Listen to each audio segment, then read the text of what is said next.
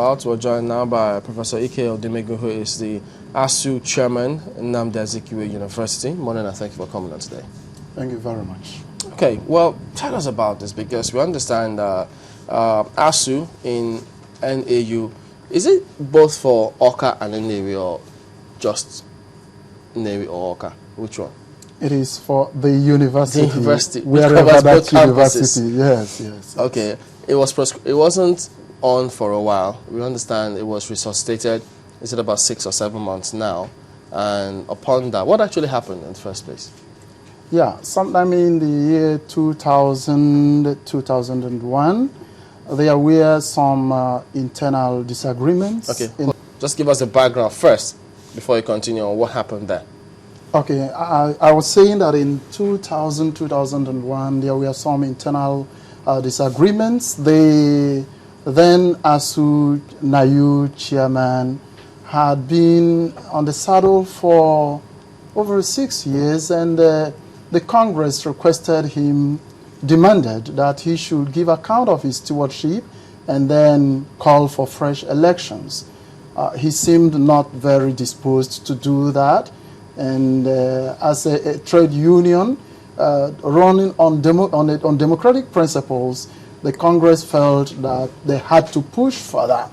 That caused some internal disagreements, and within that period also, the Vice Chancellor that time, who felt that it was an opportunity for him to disintegrate the union, sponsored some of the members to set up a parallel executive. How could you say that for sure?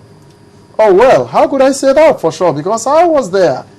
There were a number of issues that the Congress, the union, was contesting with the administration, and the administration was of the impression that the union was not really interested in those issues, but that the union was interested in unseating the Vice Chancellor. And so the Vice Chancellor felt, well, if you want to unseat me, if you want to unsettle my own saddle, and you also have problems in your own house, then I'll capitalize on it.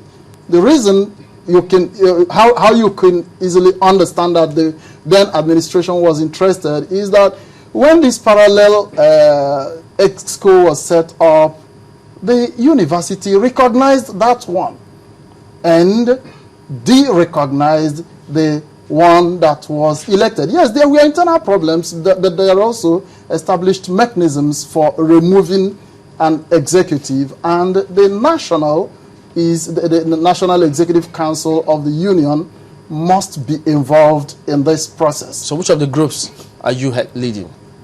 No. You seem to have jumped. I wasn't in any of the executives but then. Now. And all those fizzled out. How far back was that? That was over 12 years ago, 2000, 2001.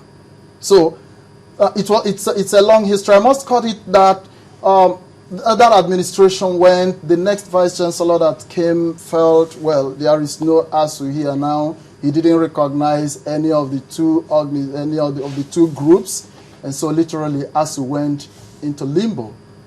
Fast forward to now. Yeah, just a moment before we fast forward. Which one of the bodies did the National ASUU recognize then? At that point, yes. Now, if you the two groups, the Engineer Okoye-led group was initially recognized by ASUU National, but operating on the principles of the union. The National also demanded him to submit account of his stewardship, and gave him a period within which to do that. When he could not do that, he was suspended. So you could then say that after a time, ASUU National was of the opinion that, of the position that at Nnamdi Azikiwe University now, there is no recognized executive. How were they coordinated? How were the lecturers coordinated in terms of unionism if they wanted to go on strike? No, it was not possible again. That is why some people have said that for the Nnamdi Azikiwe University has run uninterrupted calendar. There was no ASUU from about 2001 till last year. So what do we have now? we now have, as last year, starting from the month of May, and then culminating in the election of 4th July 2012 that brought us back on campus, the lecturers came together and said, look, we need to approach the national body and see how they will come and revive our union for us. It was not based on factions again. Both the pro-Okoye and the anti-Okoye of the 2000-2001 crisis, we had all realized that it was in our interest to have a united house in order to demand for the university to be well run, but do you have for the interests of members. Do you have a unified house now? Do we have a unified house in the union? In the yes. school? In the school. No, if you say whether we have a unified house in the school. In the union, that's in the union, yeah, because that's what I have the authority to address, yes. So do you? Yes. So what's this issue about progressives and non-progressives as regards the current strike? Yeah, I've also heard that, and interestingly, the name that keeps popping up anytime that progressives or non-progressives is mentioned is one Professor Madabu Shidoko. And from the inception of this return of the union last year, he has never been a member of our union. He has never registered in our union. What about other members who are in this progressive group? None of them have registered in your union? That's what I am saying. The name that keeps popping up, because the other, when you say the others, I have called for the list, and I can't see the members who were registered, but that deregistered. Do you think they'll be willing to give you any list if they're not, if they feel they're not answerable to you? Well, our lists are supposed to be public documents, the membership. Okay. I say I am leading a group of over 800 lecturers, and you demand for that.